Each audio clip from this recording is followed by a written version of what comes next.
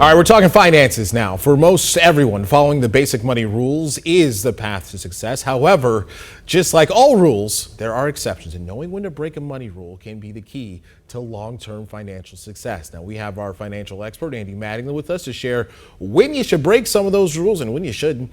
Andy, let's go through a couple of big ones here. Is it always smart to pay off your debt as quickly as possible? Most of the time that makes sense, but if you have a low interest rate debt that has tax benefits like a mortgage, or if you're not contributing to your 401k to at least get the match, then do those things first and then you can come back and attack your debt. Okay, so should you always pay off the debt with the high interest rate?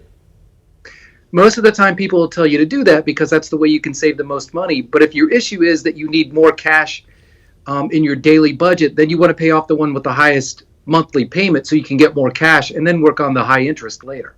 Okay, we always hear about something like, saving 10% of your income to go towards your retirement. Is that a good rule to follow? It is if you've started before you're 30, but if you're beyond 30 and you haven't got to 10%, then you really need to push up. You need to probably be closer to 15% if you want to retire in the kind of the same lifestyle that you have now or even a better lifestyle. So you got to get beyond that 10% if you're starting later. All right, what about this one here? Buying a house that costs 2.5 times your annual income. I've heard that. I was looking at houses earlier and I heard that should be around the range I'm looking for. Should it be?